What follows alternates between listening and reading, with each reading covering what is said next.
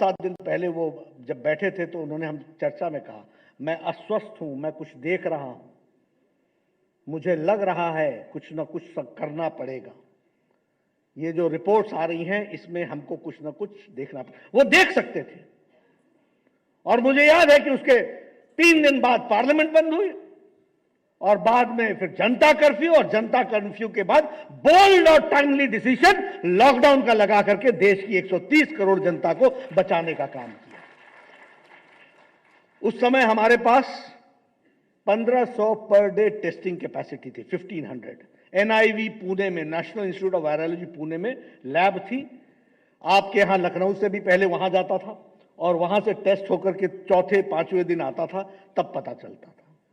Lockdown लगा, देश को तैयार किया गया और आज हम कह सकते हैं कि 10 लाख कोरोना की टेस्टिंग की कैपेसिटी भारतवर्ष में है और आपके उत्तर प्रदेश में 1.5 लाख प्रतिदिन टेस्टिंग कैपेसिटी है। यह हमको समझना चाहिए। यह है लॉकडाउन की खूबी, यह है बोल्ड डिसीजन और यह है उन चीजों को ठीक करने का रास्ते। उस समय हमारे पास टेस्टिंग लैब्स 150 थी, आज हमारे पास टेस्टिंग लैब्स 2096 है। उस समय कोविड हॉस्पिटल्स जो थे वो एक भी डेडिकेटेड हॉस्पिटल नहीं था।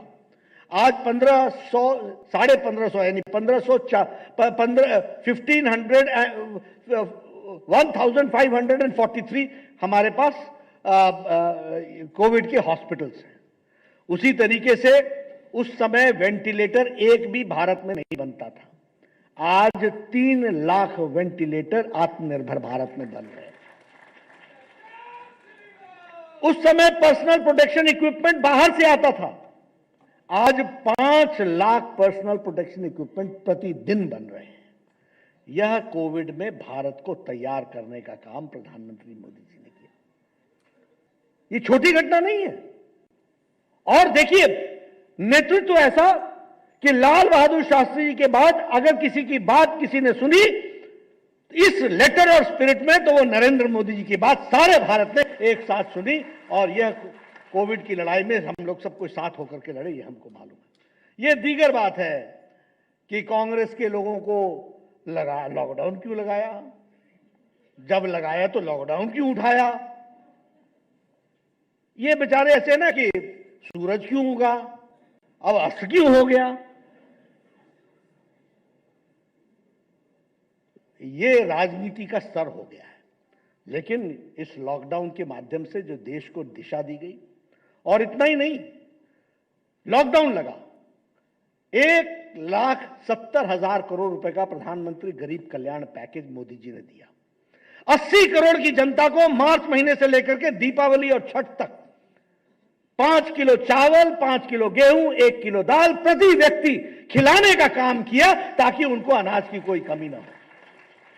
और हमारे योगी जी ये पीछे थोड़ी ना रहते, इन्होंने कहा उत्तर प्रदेश की तरफ से हम भी देंगे और यहां भी हर तरीके से उसकी मदद की गई। वो हमारे को देखने को मिला।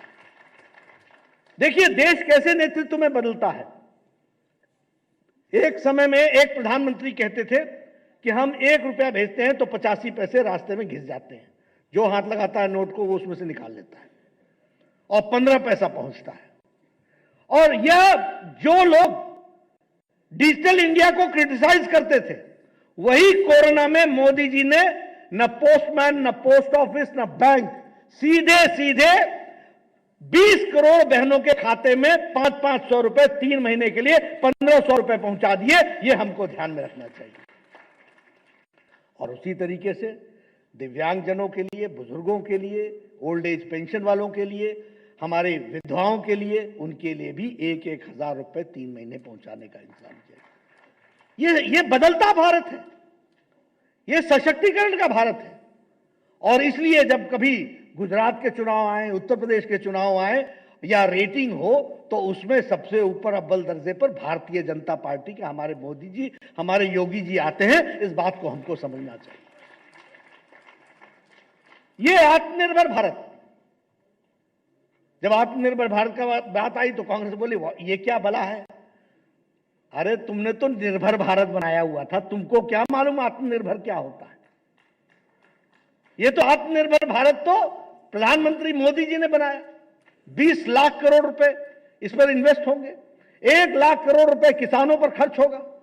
पैसा मोदी जी का होगा, किसान तय करेगा कि उसको क्या चाहिए, कोल्ड स्टोरेज चाहिए, अनाज का स्टोरेज चाहिए, सड़क चाहिए, मंडी चाहिए, बिल्डिंग चाहिए, या उसको अपनी व्यवस्थाओं को पहुंचा